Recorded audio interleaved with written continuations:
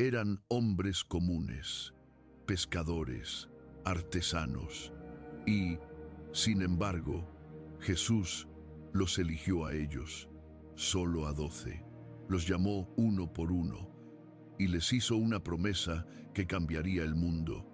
Síganme y los haré pescadores de hombres. Caminaron con él y fueron testigos de sus milagros. Lo vieron llorar, reír y resucitar a los muertos, pero también presenciaron su traición, su cruz y algo que nadie podía imaginar, su tumba vacía. Después de la resurrección, estos 12 hombres ya no eran los mismos. Algo ardía dentro de ellos, un espíritu más fuerte que el miedo y más profundo que la muerte. Jesús los envió en una misión para llevar su mensaje hasta los confines de la tierra. Vayan y hagan discípulos de todas las naciones. Lo que comenzó a orillas del mar de Galilea, pronto se extendió por Asia, África, Europa y más allá. Pero ese mensaje tuvo un precio, y todos ellos, uno por uno, lo pagaron. En este viaje descubrirás cómo murió cada apóstol. Algunos fueron crucificados, otros desollados vivos. Algunos murieron solos, otros juntos. Pero todos eligieron morir antes que negar a Jesús. Prepárate, porque esta no es solo una historia escrita con sangre, es la historia del sacrificio de los padres de la Iglesia. Lo que estás a punto de presenciar no es solo el final de 12 hombres, es el comienzo de una fe que nunca se detuvo. Esteban, el primer mártir, no tardó en seguir. Apenas habían pasado 2 años desde la crucifixión de Cristo, cuando el primer discípulo murió por lo que había visto. Su nombre era Esteban, y su fe lo llevó a convertirse en el primer gran mártir. No era uno de los 12. No fue llamado en Galilea, ni compartió el pan en la última cena, pero pertenecía a esa primera comunidad que vivía con un fuego nuevo en su interior. El Espíritu Santo ardía en ellos, y entre ellos, Esteban era el que más brillaba. Las Escrituras lo describen como un hombre lleno de gracia y poder, que realizaba grandes prodigios entre el pueblo. Pero no era solo lo que hacía, era lo que decía. Esteban hablaba con una autoridad que no provenía de este mundo. De su boca brotaba el nombre de Jesús, sus manos sanaban a los enfermos, y las multitudes lo seguían. Eso fue suficiente para desatar el odio. Los líderes religiosos vieron que el mensaje de Cristo se extendía sin control y creyeron que Esteban era el responsable. Entonces, un grupo de hombres de la sinagoga, conocidos como los libertos, se levantaron contra él. Lo desafiaron, intentando debatir con él, pero fracasaron. Frustrados, recurrieron al engaño, sobornando a falsos testigos para acusarlo de algo grave: blasfemar contra Moisés y contra Dios. El rumor se extendió rápidamente. La gente se agitó y lo arrastraron por las calles de Jerusalén ante el Sanedrín, y lo acusaron falsamente como habían hecho antes con Jesús. Pero Esteban no tembló, no se defendió, no justificó sus acciones. Abrió la boca y el cielo habló a través de él. Desde Abraham hasta Moisés, desde el templo hasta los profetas, relató la historia completa de Israel. Entonces, como un relámpago, dijo la verdad que ningún corazón endurecido quiere oír. Pueblo de dura cerviz, ustedes siempre se resisten al Espíritu Santo. El Sanedrín se removió airadamente en sus asientos. Su rabia creció a medida que Esteban continuaba confrontándolos. ¿A cuál de los profetas no persiguieron sus antepasados? Ellos anunciaron la venida del justo, y sin embargo, ustedes lo traicionaron y asesinaron. El silencio se hizo añicos. Los miembros del Sanedrín temblaban de rabia y el aire se volvió pesado. El destino de Esteban estaba sellado. Pero entonces algo extraordinario sucedió. Esteban levantó la mirada y lo vio. Los cielos se abrieron ante él, y allí, Arriba, en el trono del universo, estaba Jesús, no sentado, sino de pie, como listo para darle la bienvenida a casa. Los ojos de Esteban se llenaron de resplandor. El miedo desapareció por completo y con voz temblorosa declaró: «He aquí, veo los cielos abiertos y al Hijo del Hombre de pie a la diestra de Dios». El Sanedrín estalló en gritos furiosos. No podían soportarlo. Jesús exaltado al lado de Dios, el mismo Jesús que habían crucificado, ahora proclamado audazmente en sus propias caras por el propio Esteban. El juicio había terminado. No necesitaban más pruebas. Abalanzándose sobre él, arrastraron a Esteban fuera de las puertas de la ciudad y comenzaron a apedrearlo. La primera piedra golpeó su cuerpo, luego otra y otra, piedra tras piedra, llovieron sobre él.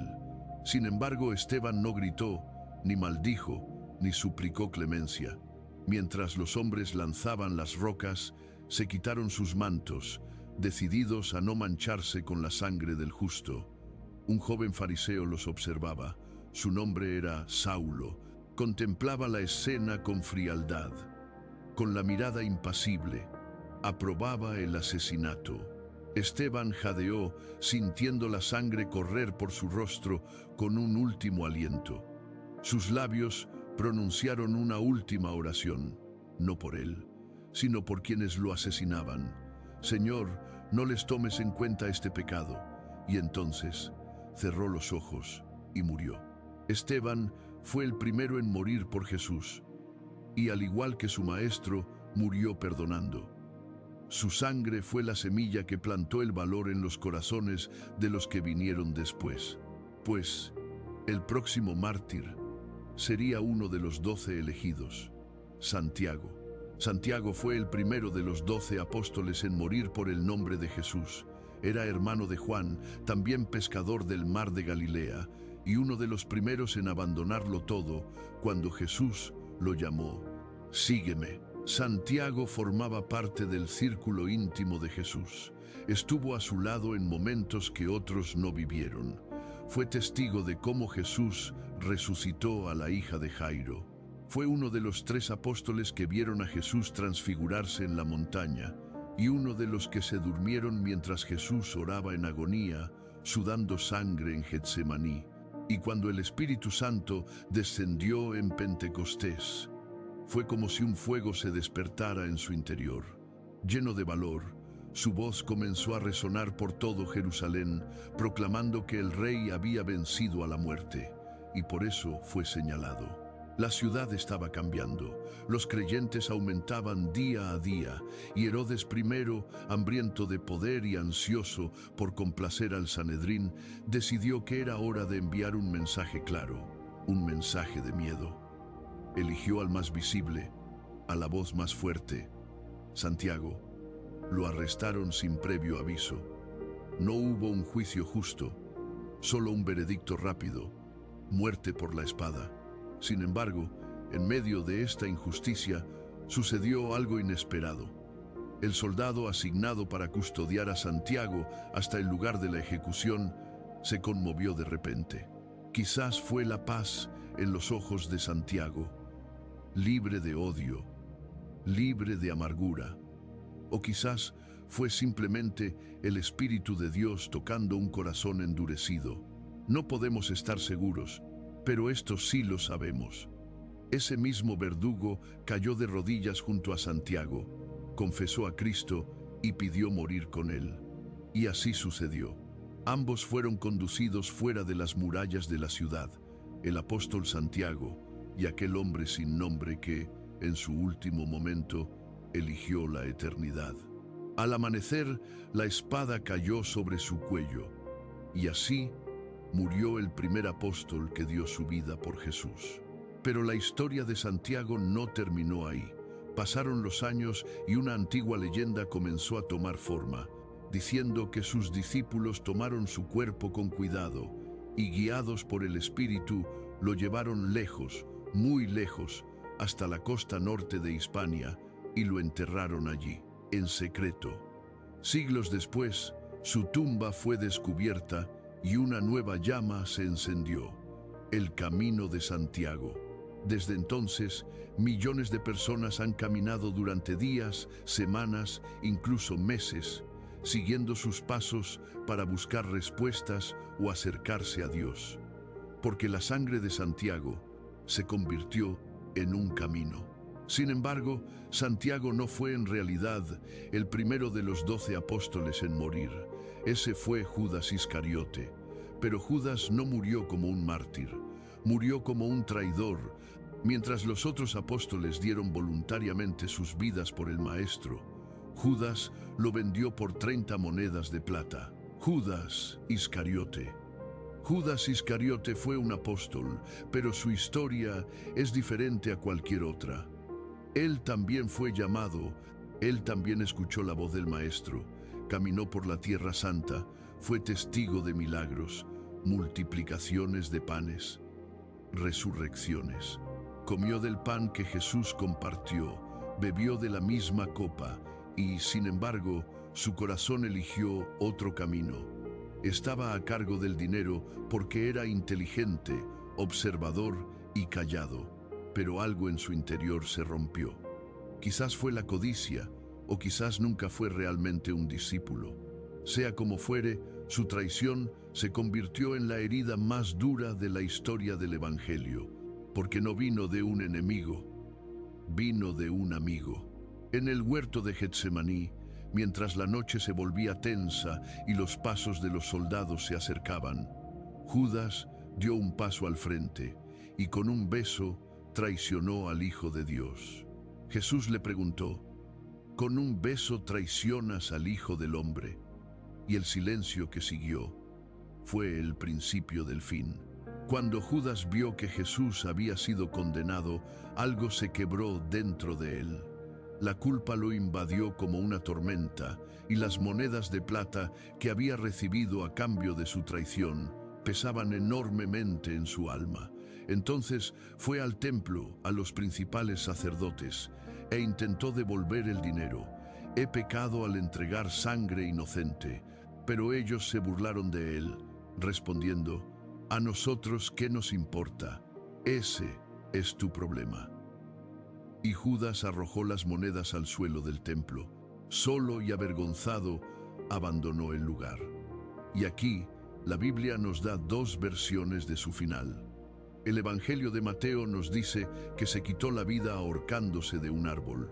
Mientras tanto, el libro de los Hechos relata que cayó y su cuerpo se reventó al golpear el suelo. Dos relatos diferentes, pero la misma trágica conclusión. Las monedas que arrojó se usaron para comprar un campo, un lugar que todavía hoy se recuerda como Acéldama, el campo de sangre. Judas no murió como un mártir ni proclamando a Cristo, murió aplastado por la culpa. Su nombre permanece para siempre como un símbolo de traición. Pero su historia es más que eso, es una advertencia, porque no basta con estar cerca de Jesús, no basta con conocerlo o incluso servirle, lo que importa es entregarle tu corazón. Judas formaba parte del círculo íntimo de Jesús, pero nunca permitió que Jesús lo transformara desde dentro. Y cuando finalmente llegó la prueba, eligió el camino más oscuro de todos. Su muerte dejó un vacío que debía ser llenado, porque Jesús había elegido a 12 y ahora uno había caído. La traición de Judas abrió la puerta a un nuevo capítulo, el llamado de Matías. Matías no fue uno de los 12 originales elegidos por Jesús, pero había estado allí desde el principio, caminando junto a los discípulos, compartiendo su fe y aferrándose a la misma esperanza. Tras la traición de Judas, un puesto entre los apóstoles había quedado vacante. El número 12 debía ser restaurado. El círculo tenía que volver a completarse. Los apóstoles oraron juntos. Señor, tú que conoces los corazones de todos, muéstranos a cuál de estos dos has elegido. Confiando en la guía del Espíritu Santo, echaron suertes. La suerte cayó sobre Matías.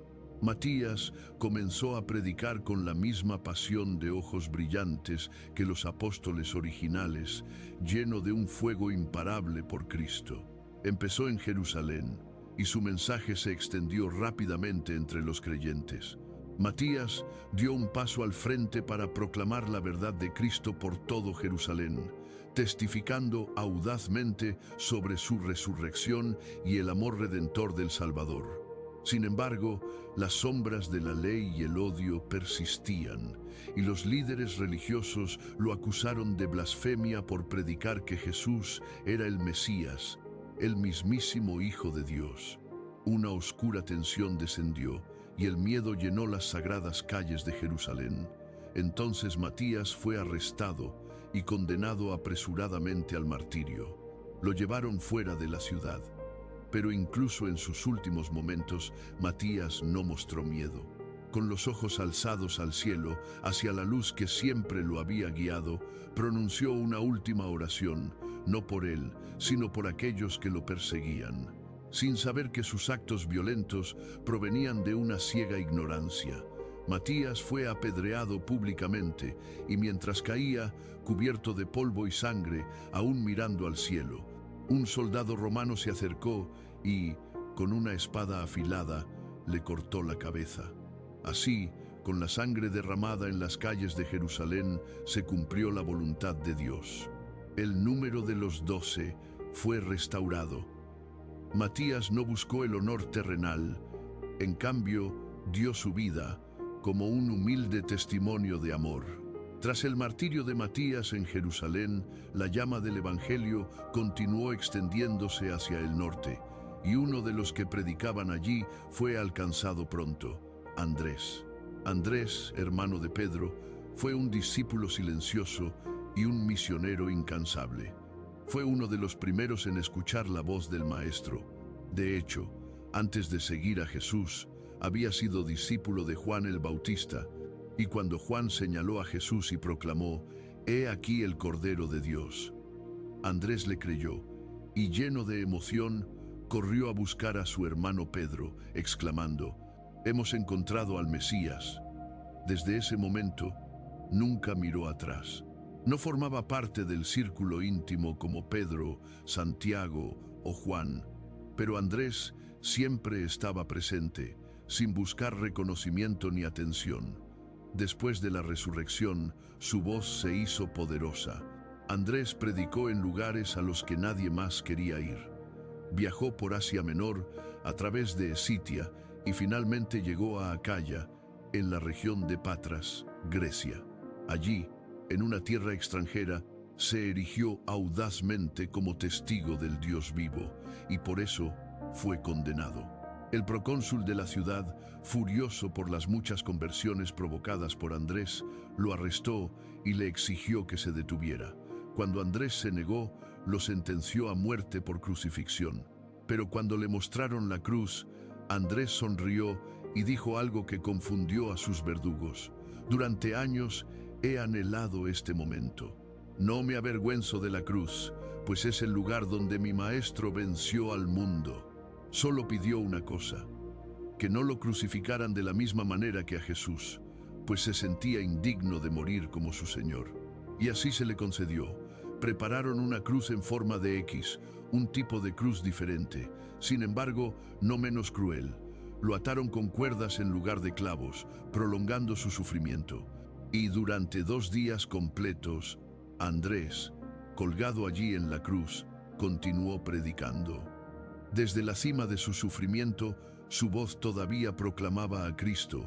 Habló del amor de Dios, del perdón y de la vida eterna. Las multitudes escuchaban con asombro. Algunos derramaban lágrimas, otros se burlaban de él. Pero nadie permaneció indiferente. Mientras su cuerpo se debilitaba, su espíritu se fortalecía. Y al tercer día, Nuselitan, su voz se silenció. Sus ojos se cerraron y su alma fue acogida en la gloria. La cruz en forma de X se convirtió en su símbolo, la cruz de San Andrés, un emblema de humildad, autosacrificio y lealtad inquebrantable hasta el final. Andrés nunca escribió ninguna epístola ni fundó iglesias famosas, pero su vida proclamó constantemente el Evangelio y su muerte. Una de las más hermosas declaraciones de fe que la historia ha conocido. Tras la muerte de Andrés en Grecia, el mensaje del Evangelio resonó por todo el imperio, pero la persecución también se intensificó, y en el corazón de todo, en Roma, estaba su hermano, Pedro, el líder de los 12. Pedro, su nombre era Simón, pero Jesús lo llamó Pedro y declaró: «Sobre esta roca edificaré mi iglesia, y las puertas del infierno no prevalecerán contra ella». Pedro era el líder de los 12, siempre el primero en hablar, el primero en proclamar: «Tú eres el Cristo, el Hijo del Dios viviente», y el primero en caminar sobre el agua, pero también el primero en negar a Jesús. Aquella noche, cuando Jesús fue arrestado, Pedro lo siguió a distancia. De pie junto al fuego en el patio del sumo sacerdote, negó conocerlo 3 veces. Entonces cantó el gallo, y Pedro lloró amargamente, pero el maestro no lo desechó.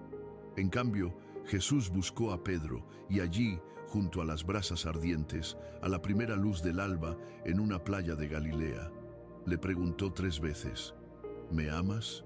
Y 3 veces Pedro respondió: «Señor, tú lo sabes todo, tú sabes que te amo». Entonces Jesús le dijo: «Apacienta mis ovejas. De cierto te digo, cuando seas viejo, extenderás tus manos, y te ceñirá otro, y te llevará a donde no quieras».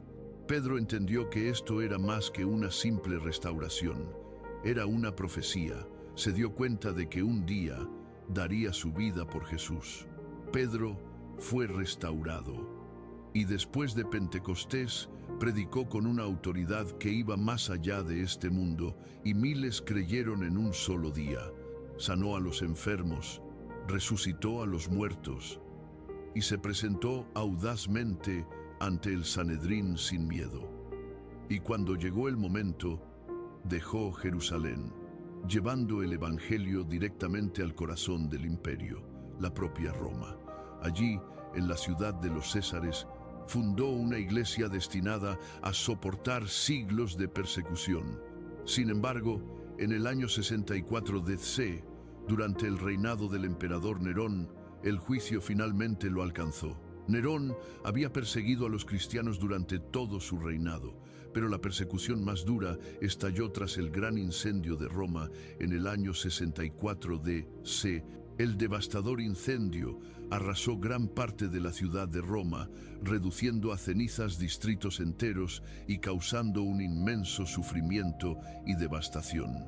Aunque la causa exacta del incendio no estaba clara, se extendieron rumores de que el propio Nerón había ordenado el fuego para despejar terrenos para sus grandiosos proyectos de construcción, incluido su opulento palacio, la Domus Aurea. Para desviar las sospechas y acusaciones de sí mismo, Nerón necesitaba urgentemente un chivo expiatorio. Así, el emperador Nerón señaló a los cristianos, acusándolos de haber iniciado el incendio. La persecución que siguió fue brutal. Muchos cristianos fueron arrestados, sometidos a torturas y ejecutados de formas horribles. A algunos los cosían en pieles de animales y eran devorados por perros. Otros fueron crucificados, y algunos incluso quemados vivos. Sus cuerpos se convirtieron en antorchas que iluminaban los jardines de Nerón por la noche. Entre los perseguidos estaba Pedro. Fue rápidamente arrestado y sentenciado a muerte por crucifixión. Cuando los soldados romanos le anunciaron cómo moriría, Pedro hizo una última petición: «No soy digno de morir como mi Señor. Crucifíquenme boca abajo». Y así sucedió. En una colina polvorienta de Roma, la colina del Vaticano, levantaron una cruz invertida y sobre ella colgaron al apóstol Pedro. No huyó, ni gritó, ni maldijo. Colgado boca abajo, Pedro entregó su espíritu. Su sangre se derramó sobre el suelo de un imperio decidido a aplastar el Evangelio, sin saber que, en cambio, lo estaba plantando más profundamente. Hoy, sobre esa misma colina, se alza una de las iglesias más grandes del mundo, la Basílica de San Pedro. Sin embargo, su verdadero legado no está construido en piedra o mármol. Vive en cada corazón sanado por la gracia, en cada creyente que ha tropezado, llorado y ha sido levantado. Porque Pedro no era perfecto, era impulsivo, terco y profundamente humano. Pero también fue valiente, fue perdonado y permaneció fiel hasta el final. Pero Pedro no fue el único apóstol eliminado por el emperador Nerón. Pablo, ¿recuerdas cuando Esteban fue apedreado hasta la muerte? Un joven fariseo lo presenció todo. Su nombre era Saulo de Tarso, y si alguna vez hubo un hombre que encarnara el poder transformador del Evangelio, fue él. Era un judío celoso, versado en la ley, profundamente estudiado en las Escrituras, ciudadano romano y un enemigo acérrimo de todos los que seguían a Jesús. Y presenciar el martirio de Esteban se convirtió en el punto de inflexión que lo impulsó a perseguir a la iglesia sin descanso. Irrumpía en las casas, apresaba a hombres y mujeres y los arrastraba a la fuerza a la cárcel. Pero ni siquiera eso fue suficiente. Quería más. Se acercó al sumo sacerdote y solicitó cartas de autoridad que le concedieran permiso para viajar a Damasco. Si había seguidores de Cristo escondidos allí, los encontraría, hombres o mujeres. No importaba. Los encadenaría y los traería de vuelta a Jerusalén, y así partió acompañado de sus hombres. El sol estaba en su cenit cuando, de repente, el camino a Damasco explotó con un brillo imposible. Era una luz más brillante que 1000 soles. Saulo cayó al suelo, ciego, aturdido, y de repente una voz tronó desde arriba. «Saulo, Saulo, ¿por qué me persigues?» Saulo jadeó, temblando, y preguntó: «¿Quién eres, Señor?» La voz respondió: «Yo soy Jesús, a quien tú persigues». Y todo cambió. Durante 3 días, Saulo no comió ni bebió. No podía ver con sus ojos, pero por primera vez comenzó a ver de verdad con su corazón. A partir de ese momento comenzó uno de los ministerios más notables de la historia cristiana. Pablo dedicó el resto de su vida a un único propósito: proclamar que Jesús era el Mesías, el Hijo de Dios. El que había perseguido, ahora comenzaba a predicar. El que había odiado, ahora comenzaba a amar. Y el que una vez destruyó iglesias, comenzó a construirlas. Viajó más lejos que ningún otro apóstol, recorriendo Asia Menor, Grecia, Siria, Macedonia e Italia. Plantó iglesias en ciudades estratégicas como Éfeso, Tesalónica, Filipos, Corinto y Roma. Predicó tanto a judíos como a gentiles. Habló en sinagogas, mercados, prisiones, barcos, hogares humildes y palacios imperiales, donde otros veían peligro. Pablo veía una oportunidad. Fue apedreado en Listra, azotado en Filipos, encadenado en Jerusalén, pero nunca se detuvo, y Dios siempre lo protegió. En uno de sus viajes a Roma, Pablo fue embarcado como prisionero. El mar estaba embravecido, y a pesar de sus advertencias, el barco zarpó de todos modos. Durante 14 días, la tormenta los azotó sin piedad. Los marineros, que arrojaron su carga por la borda, perdieron el rumbo y casi toda esperanza. Pero en medio del caos, Pablo se levantó y dijo: «Ninguno de ustedes perderá la vida, porque esta noche un ángel del Dios a quien pertenezco y a quien sirvo se me ha aparecido». Y así sucedió. El barco encalló cerca de una isla llamada Malta, y aunque la nave se hizo pedazos, no se perdió ni una sola vida. Una vez en tierra, la gente local los acogió calurosamente, encendieron una hoguera para mantenerlos calientes, y mientras Pablo recogía leña, una serpiente salió de repente de la pila de madera, se le prendió de la mano y lo mordió. Los ojos de los isleños se abrieron de par en par con horror. Sabían exactamente lo que esto significaba. era una víbora mortal. Esperaron ansiosamente, esperando ver su rostro palidecer, sus rodillas doblarse y su cuerpo desplomarse. Pero Pablo simplemente se sacudió la serpiente hacia el fuego y continuó hablando como si nada hubiera pasado. En la isla no se hinchó, ni se desplomó, ni murió. El asombro llenó la isla y comenzaron a alabarlo, creyendo que era un dios. Pero Pablo no aceptó su adoración. No permitió que se arrodillaran ante él. En cambio, habló de Cristo, predicó el Evangelio, y con sus propias manos sanó a muchos que estaban enfermos en la isla, mostrando claramente que no era él quien sanaba, era Cristo dentro de él. Después, los romanos permitieron que Pablo continuara su viaje y finalmente, después de tormentas, naufragios y milagros, llegó a Roma. Pero no llegó como un predicador libre, sino como un prisionero. Sin embargo, ni las cadenas, ni los muros, ni los guardias pudieron silenciarlo. Desde allí, escribió cartas desde celdas de prisión, convirtió a carceleros, predicó ante reyes y fue mentor de discípulos que llevarían su legado mucho más allá de él. Pablo no fue uno de los 12, sin embargo, sus palabras se convirtieron en escritura y sus cartas siguen siendo una parte viva del Nuevo Testamento.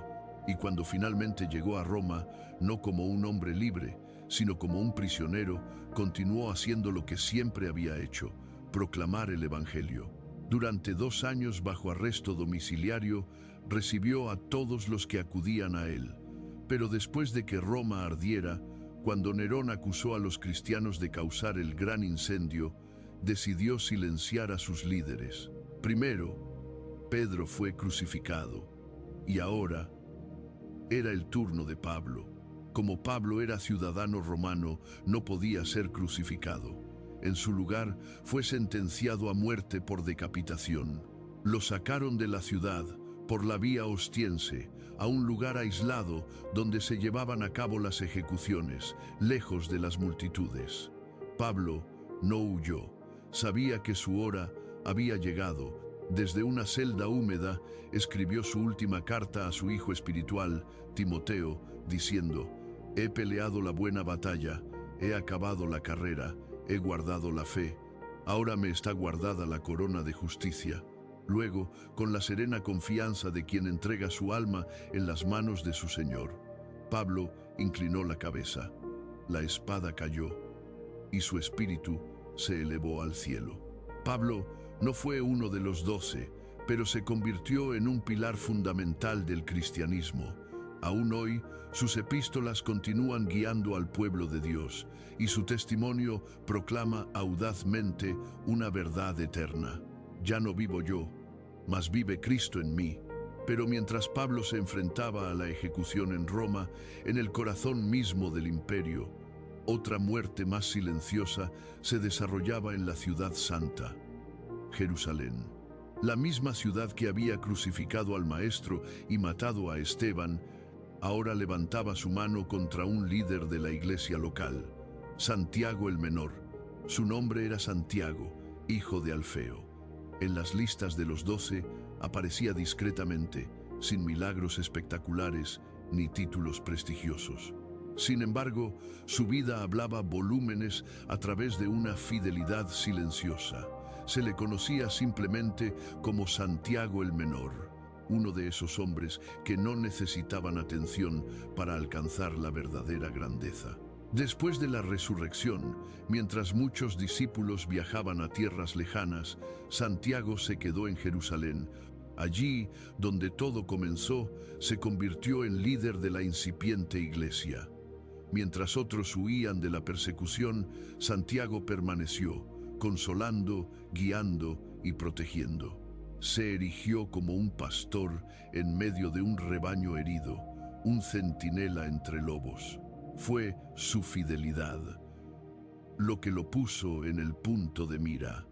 Las tensiones en Jerusalén eran cada vez mayores. Los líderes religiosos no soportaban el hecho de que, incluso después de la muerte de Jesús, su nombre siguiera extendiéndose. y Santiago se había convertido en una figura central, así que lo arrestaron a plena luz del día, ante la mirada de la multitud que lo conocía, ante los creyentes que lo amaban. Lo llevaron hasta el pináculo del templo, su punto más alto, y allí le exigieron delante de todos que negara a Jesús. Le ofrecieron su vida a cambio de su silencio, pero Santiago se negó a ser intimidado. De pie, en lo alto del recinto del templo, alzó la voz y en lugar de retractarse, proclamó audazmente: Jesús, el Hijo del Hombre, está sentado a la diestra del Padre y vendrá de nuevo en gloria. El templo tembló, la multitud se agitó y los líderes gritaron de furia. Entonces, de repente, lo empujaron al vacío. Santiago se precipitó, su cuerpo se estrelló contra la piedra, pero no murió. Desde el polvo, herido, sangrando, apenas respirando, Santiago se arrodilló y oró, tal como Jesús había orado por quienes lo asesinaban. Señor, perdónalos, no saben lo que hacen. Pero no hubo tiempo para más. Un hombre corrió hacia él, sosteniendo un garrote, y con un brutal golpe en la cabeza, le quitó la vida. Así murió Santiago el menor, con una oración en los labios y el perdón en el corazón. Su sangre se mezcló con el polvo del templo, el mismo lugar donde tantos profetas fueron rechazados y donde el propio Hijo de Dios había sido condenado. Con la sangre de Santiago aún fresca sobre las piedras del templo, el Evangelio continuó extendiéndose hacia el este. Y allí, en tierras lejanas, 2 apóstoles predicaron codo a codo. Sin embargo, también fue allí, mientras sembraban la palabra en terreno hostil, donde juntos encontraron el martirio, Judas Tadeo y Simón el Celote. Su nombre era Judas, pero no ese Judas, y por esta razón eligió llamarse Tadeo, para nunca ser confundido con el traidor. Era uno de los 12, y después de la resurrección, mientras los apóstoles se dispersaban por el mundo, Judas Tadeo partió hacia el este. Predicó por Samaria, Siria, Mesopotamia y finalmente llegó a Persia, una tierra donde la fe cristiana suponía una amenaza para los ídolos de piedra y el poder establecido. Con su humildad y determinación, llevó a muchos a la fe, incluso a nobles y personas que nunca habían oído el nombre de Jesús. Entonces, los sacerdotes paganos lo acusaron y lo entregaron a las autoridades como un alborotador. Fue arrestado, golpeado y amenazado, pero nunca retrocedió. Se lo llevaron junto con otro apóstol, Simón el Celote. Juntos se enfrentaron al martirio. Judas Tadeo fue salvajemente golpeado con una masa de hierro. Su cuerpo cayó, pero su fe se mantuvo firme, y luego, como si este castigo no fuera suficiente, fue decapitado. Y así, su sangre se derramó en tierras extrañas, lejos de Jerusalén, pero bajo la atenta mirada del cielo. La Iglesia nunca olvidó su nombre. Con el paso de los siglos, a medida que su historia terrenal se desvanecía, el poder de su intercesión no hizo más que crecer. Se le conoció como el patrón de las causas imposibles, el santo de los desesperados. Él, que una vez fue olvidado durante su vida, fue elevado por Dios a la memoria de los fieles, porque así funciona el reino de los cielos. Los últimos serán los primeros. Pero ¿qué hay de Simón el Celote? Antes de conocer a Jesús, Simón pertenecía a un grupo de resistencia judío dedicado a liberar a Israel de la opresión romana por la fuerza. Era un hombre dispuesto a matar por su pueblo, un hombre impulsado por ideales y la batalla. Pero entonces conoció al Mesías. Jesús no lo convocó para empuñar una espada. En cambio, llamó a Simón a dar su vida por sus enemigos, a poner la otra mejilla y a sacrificarse, no por una nación terrenal, sino por el reino de Dios. Y Simón aceptó, caminó junto a los 12, escuchó atentamente en silencio, y cuando el Maestro fue crucificado, no huyó del dolor. En cambio, se convirtió en testigo del amor que vence al odio. Después de la resurrección, Simón llevó el mensaje de Jesús más allá de Judea. Junto con Judas Tadeo, viajó por tierras extrañas, desiertos, aldeas paganas, hasta que llegaron a Persia. Allí, el Evangelio, una vez más, desafió a los que estaban en el poder. Las conversiones se multiplicaron, los ídolos cayeron, y las autoridades religiosas locales vieron a Simón y a Judas como una amenaza. Ambos fueron arrestados, pero el destino de Simón es descrito de varias maneras por la tradición cristiana. Algunos dicen que fue partido por la mitad con una sierra, como el profeta Isaías. Otros afirman que fue crucificado junto con Tadeo, colgado en una cruz por predicar sobre Cristo. Sea cual sea el método, el resultado fue el mismo: el martirio. Murió lejos de casa, sin una tumba conocida ni escritos que llevaran su nombre. Sin embargo, Simón no murió solo, murió como uno de los suyos y murió por la fe. Las muertes de Tadeo y Simón en tierras persas dejaron una marca profunda, pero la misión no se detuvo. Mientras algunos caían, otros avanzaban hacia nuevos horizontes. Mateo, su nombre de pila era Leví, hijo de Alfeo, y era recaudador de impuestos. Trabajaba para Roma, recolectando dinero de sus parientes judíos, y por eso, para su pueblo, era un traidor, un ladrón, un vendido. Pero un día, en la fría y corrupta rutina de su vida, Jesús pasó por allí. Jesús lo miró y pronunció solo dos palabras: sígueme. Mateo no hizo preguntas, simplemente se levantó y lo siguió. A partir de ese día, Mateo fue testigo de milagros, parábolas, tormentas calmadas e incluso muertos devueltos a la vida. Escuchó las palabras del Sermón de la Montaña, vio la compasión reflejada en los ojos de Jesús al mirar a los rechazados, y finalmente entendió que él mismo había sido salvado de su propia oscuridad. Después de la resurrección, Mateo no volvió a la oscuridad. No regresó a su antigua ocupación, todo lo contrario. Tomó un pergamino y comenzó a escribir. Su evangelio estaba destinado a los judíos, su propio pueblo, aquellos hermanos que aún esperaban al Mesías sin darse cuenta de que ya había venido. Mateo escribió sistemáticamente, con cuidadosa atención al detalle, guiando a sus lectores de la promesa al cumplimiento, demostrando claramente que Jesús era el Cristo, el Hijo de Dios, el Rey que los profetas habían anunciado. Pero no se limitó a escribir, también predicó. Viajó a Etiopía, Persia y otras tierras de África y Asia, difundiendo las buenas nuevas en lugares remotos donde el nombre de Jesús nunca antes se había pronunciado. Hasta que un día, mientras celebraba la misa, lo rodearon. Los líderes religiosos de la región, enfurecidos por las numerosas conversiones, acusaron a Mateo de subvertir sus tradiciones, hablar en contra de sus dioses y proclamar un reino que no podían ver. Lo atacaron con saña. Algunos relatos dicen que fue apedreado hasta la muerte. Otros afirman que fue brutalmente apuñalado con una espada mientras celebraba la Eucaristía. Pero todos los relatos coinciden en una cosa: murió con los ojos fijos en Cristo. Nunca depuso la cruz que había tomado voluntariamente aquel día en la mesa del recaudador de impuestos. Murió como había vivido desde aquella llamada, en obediencia. Hoy, millones de personas leen las palabras que escribió en su evangelio sin darse cuenta de que cada línea provino de un hombre que lo dejó todo para seguir al Maestro. Porque Mateo no solo escribió sobre Jesús, murió por él, y su sangre derramada, lejos de casa, sigue siendo un testimonio eterno de que nadie está jamás fuera del alcance de la gracia.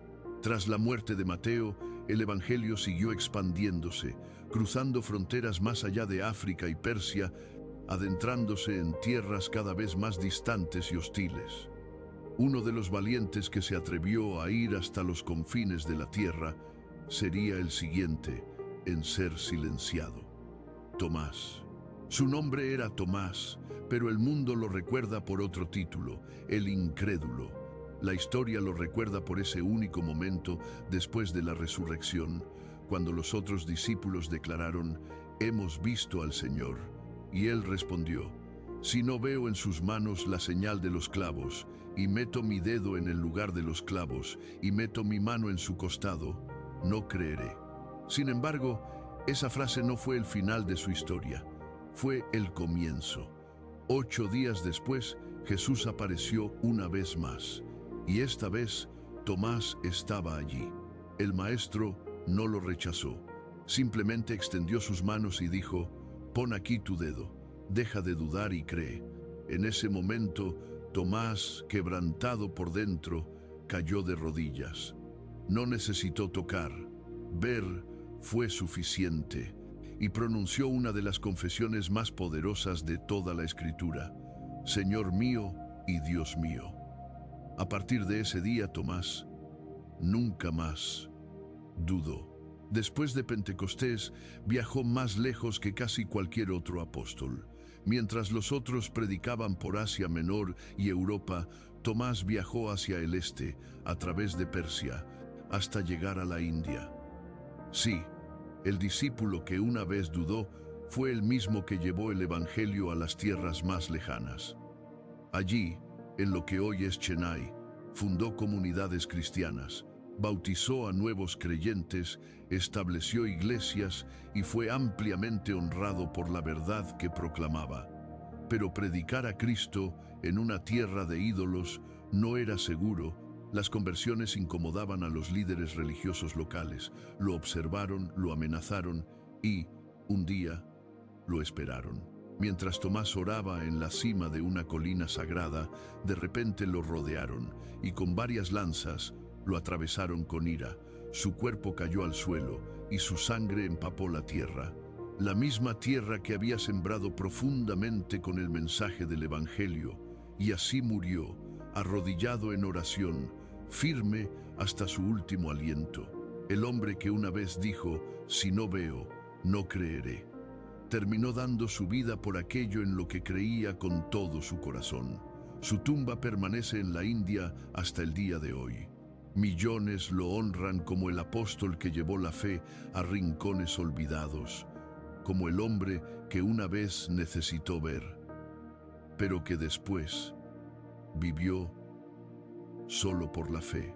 Después de que Tomás muriera en la lejana India, otro apóstol ya caminaba por esos mismos senderos hostiles, cruzando Asia y proclamando el nombre de Cristo a culturas desconocidas, y pronto se enfrentaría a una de las muertes más crueles de todas: Bartolomé.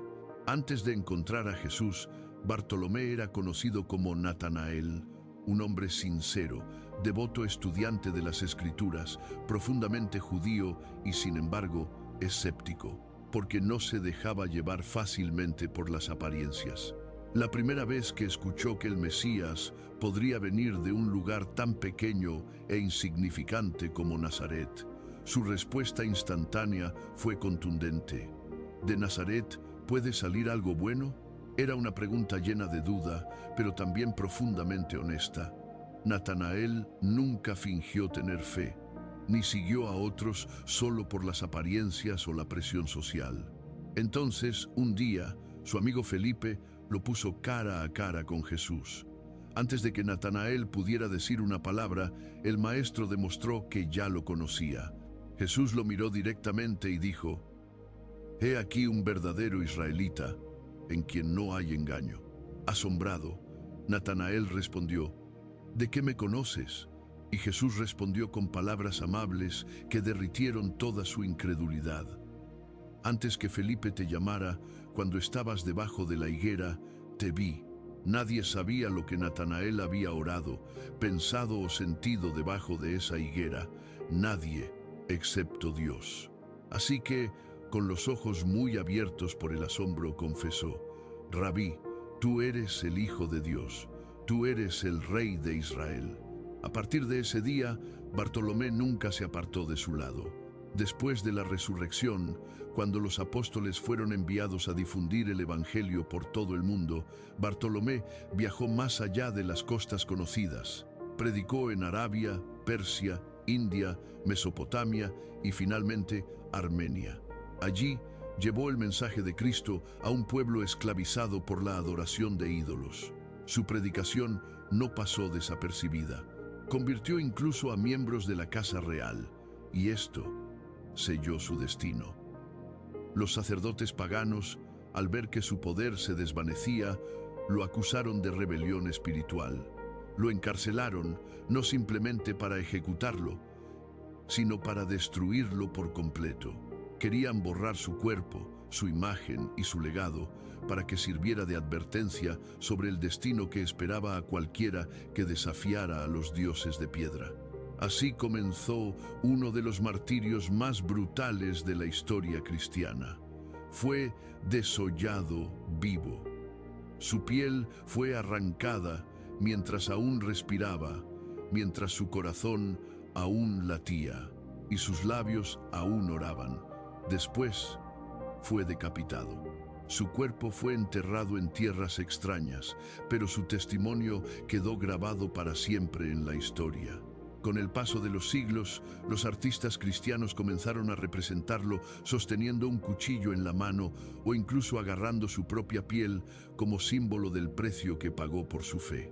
Porque Bartolomé murió con el rostro levantado hacia el cielo, el mismo rostro que un día Jesús mismo había mirado y declarado sin engaño, una verdad que permaneció hasta el final.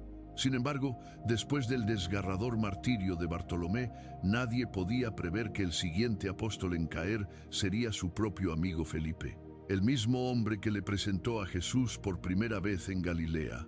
Felipe era de un pequeño pueblo de pescadores en el norte de Galilea, y allí vio por primera vez a Jesús. Cuando lo llamó, Felipe no dudó. Con el corazón en llamas, corrió a buscar a su amigo Natanael, el que más tarde sería conocido como Bartolomé, y le dijo emocionado: «Hemos encontrado a aquel de quien escribió Moisés en la ley, y también los profetas, a Jesús, el hijo de José, de Nazaret». Y cuando Natanael expresó su duda, Felipe no discutió y no lo persuadió con razonamientos elaborados. En cambio, simplemente ofreció una frase que alteraría para siempre sus destinos: «Ven y ve». Así era Felipe, humilde, directo y lleno de convicción. Estuvo allí cuando Jesús alimentó a 5,000, y más tarde, después de la resurrección, Felipe no se quedó en Jerusalén. Llevó el Evangelio hacia el norte y el oeste, predicando en Siria, Asia Menor y finalmente llegando a Hierápolis, una ciudad griega llena de templos dedicados a dioses paganos. Allí, como había visto en muchos otros lugares, la luz del Evangelio comenzó a perforar la oscuridad. Felipe predicó con pasión, sabiduría y claridad. Jesús es el Hijo de Dios, ha resucitado y solo Él es el camino. Muchos creyeron, incluida la esposa del procónsul romano. Ella buscó a Felipe en secreto, ansiosa por saber más sobre este Jesús del que hablaba. Felipe le habló de la cruz y el perdón, de un reino eterno y de un Dios que no exigía rituales ni sacrificios, sino que se convirtió Él mismo en el sacrificio. Sus palabras llegaron a lo más profundo de su corazón. Esa misma noche, ella creyó y fue bautizada. Cuando su esposo, el procónsul, descubrió esto, estalló en cólera.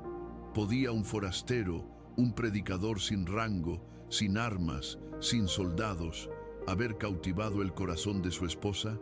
Lo vio como una herejía, una humillación personal. En un arrebato de furia, ordenó que Felipe fuera arrestado y condenado públicamente, no solo como un castigo, sino como un espectáculo de advertencia para todos. Querían silenciarlo, pero no pudieron. Incluso encadenado, Felipe siguió hablando de Cristo, así que se dictó la sentencia. Algunos dicen que fue apedreado públicamente por los líderes religiosos de la ciudad. Otros dicen que fue crucificado boca abajo, como Pedro. Sea cual sea la verdad, murió proclamando a Jesús. porque Felipe nunca dejó de predicar a Cristo, e incluso cuando su voz fue silenciada, ya había encendido un fuego que ni siquiera Roma pudo extinguir. Después de la muerte de Felipe, solo un apóstol quedaba con vida, el más joven cuando todo comenzó, y ahora el más anciano, el apóstol Juan. Juan, todos los demás se habían ido.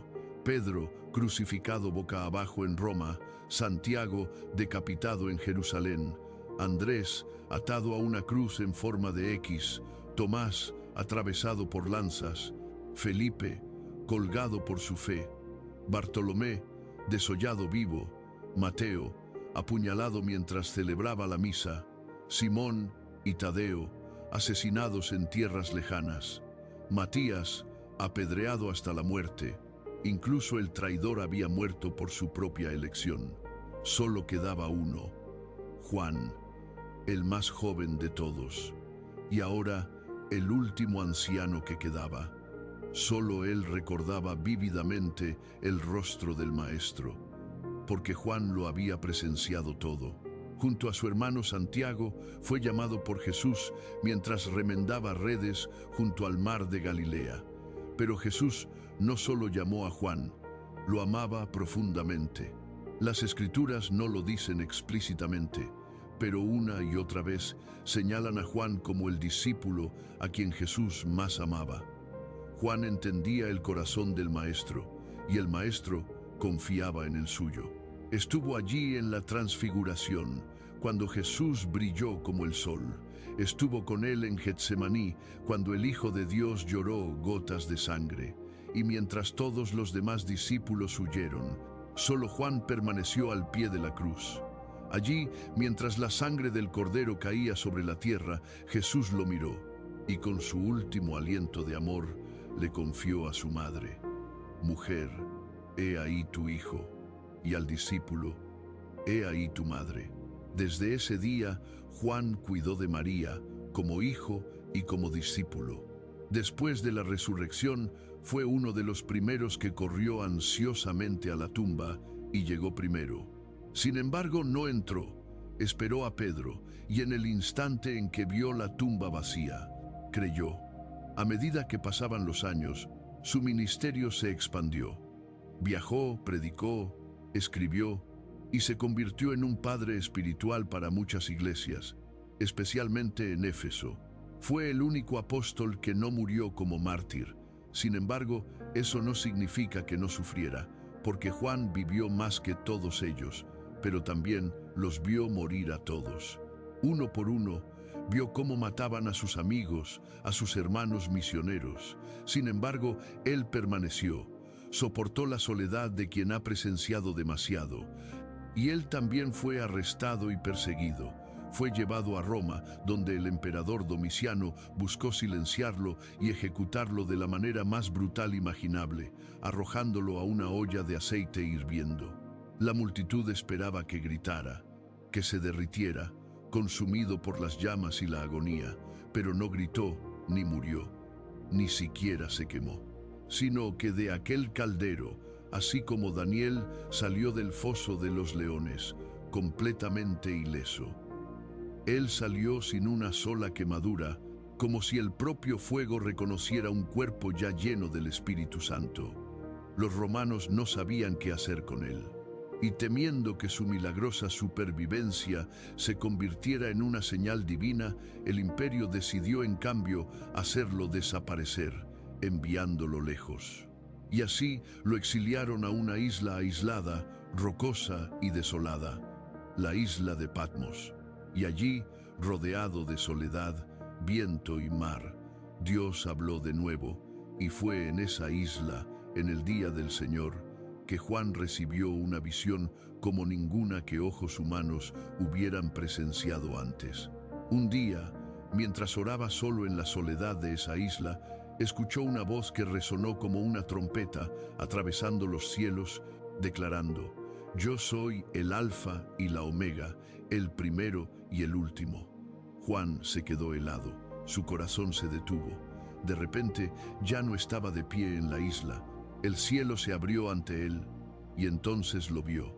Vio a Jesús, pero no al Jesús que recordaba. Era fuego ardiente, glorioso. Vi a uno semejante al Hijo del Hombre, vestido de una ropa que llegaba hasta los pies. Su cabeza y sus cabellos eran blancos como la lana pura, sus ojos eran como llama de fuego, sus pies eran como bronce pulido, y su voz como el estruendo de muchas aguas. Abrumado por esta revelación, Juan cayó al suelo. Pero entonces Jesús puso suavemente una mano sobre su hombro y dijo: «No temas, yo soy el que vive. Estuve muerto, mas he aquí que vivo por los siglos de los siglos, y tengo las llaves de la muerte y del Hades». Y en ese mismo momento, el cielo se abrió con su mensaje. Dios le reveló el destino final de la humanidad y su gloria eterna, instruyéndole que escribiera todo lo que viera. Así, Juan escribió el libro de Apocalipsis. Juan recibió todas las visiones, las cartas a las 7 iglesias, el trono del Cordero, el rollo sellado, los jinetes, las trompetas, los juicios, la caída de Babilonia. Y, finalmente, la Nueva Jerusalén, la ciudad santa. Así, desde la isla más olvidada del imperio, Juan escribió las palabras que se convertirían en el último libro de la Biblia. Juan pasó años en Patmos, años de soledad, años llenos de visiones, hasta que un día el exilio terminó. El emperador Domiciano había muerto y su sucesor permitió que los exiliados regresaran a casa. Cuando llegó, los cristianos de Asia Menor recibieron a Juan con lágrimas y una alegría abrumadora. Los ancianos de las iglesias lo abrazaron mientras los creyentes lo miraban con asombro. Él era el último testigo vivo que había caminado con Jesús. Juan continuó enseñando, animando y fortaleciendo incansablemente a la iglesia. Eran tiempos difíciles, ya que las falsas enseñanzas habían comenzado a infiltrarse. Algunos negaban que Jesús fuera el Hijo de Dios, otros distorsionaban el Evangelio con engaños, y Juan simplemente no podía permanecer en silencio. El anciano apóstol tomó su pluma una vez más para compartir lo que más importaba, y así escribió 3 cartas más. En uno, Juan escribió con pasión y urgencia, proclamando que Dios es amor, que todo el que ama ha nacido de Dios, y que si afirmamos amar a Dios pero odiamos a nuestro hermano, somos mentirosos. En 2 Juan advirtió contra los engañadores que negaban que Jesús había venido en carne y urgió a los creyentes a protegerse de las mentiras. Y en 3 Juan escribió una carta personal a Gallo, animándolo a mantenerse fiel mientras reprendía a aquellos que maltrataban a la iglesia. Incluso en su vejez, Juan siguió luchando por la verdad, y su mensaje siempre fue el mismo: amor. No necesitaba muchas palabras, porque él mismo había visto al Verbo, había caminado con la luz, y había sentido el propio latido del corazón de Dios. Pasaron los años, y Juan envejeció y se debilitó, pero aún así continuó enseñando. Los años pesaban sobre su frágil cuerpo. Su cabello era completamente blanco, sus manos temblaban con la edad, y sus pies ya no podían sostenerlo. Pero su espíritu ardía tan brillante como siempre. Ya no podía caminar hasta las reuniones de los creyentes, así que otros lo llevaban en sus brazos. Cuando todos se habían reunido, el silencio caía sobre la congregación y con una voz suave siempre repetía las mismas palabras: ámense los unos a los otros. Al principio, la gente escuchaba atentamente, pero a medida que repetía las mismas palabras una y otra vez, algunos comenzaron a preguntarse por qué siempre decía lo mismo. Un día, uno de sus discípulos le preguntó: «Maestro, ¿por qué siempre nos dices lo mismo?». Juan sonrió y respondió: «Porque es el mandamiento del Señor, y si cumplen solo esto, será suficiente». Pasaron los días, las semanas se convirtieron en meses, y una noche, Juan, con casi 100 años de edad, cerró los ojos por última vez. El último testigo de Cristo partió pacíficamente en Éfeso, rodeado de su rebaño. Fue el único apóstol que murió de vejez, el testigo que sobrevivió a todo, y nos dejó abierta la puerta al cielo. Así partió el último de los 12, el testigo final, el hijo adoptivo de María, el profeta del Apocalipsis. Pero dejó su mensaje vivo en las Escrituras, donde nos regaló las 2 últimas frases de toda la Biblia. El que da testimonio de estas cosas dice: ciertamente vengo en breve. Amén. Ven, Señor Jesús. Que la gracia de nuestro Señor Jesucristo sea con todos ustedes. Amén. Espero que este video nos recuerde todo lo que le debemos a estos 12 hombres que dieron sus vidas para que el mensaje de Cristo pudiera llegar a nosotros hoy. Por favor, dale al botón de me gusta y comparte este video para que su mensaje pueda llegar a otros creyentes y su historia pueda inspirarnos a vivir con la misma fe, pasión y amor por Cristo. Y recuerda, la historia completa de los apóstoles está escrita en el libro de los Hechos en la Biblia. En pantalla ahora hay un video con el libro de los Hechos completo. Necesitas verlo para entender la historia del nacimiento de la Iglesia y cómo estos 12 discípulos conquistaron el mundo solo a través de la fe. Porque su historia sigue viva a través de nosotros hoy. Bendiciones para ti y tu familia.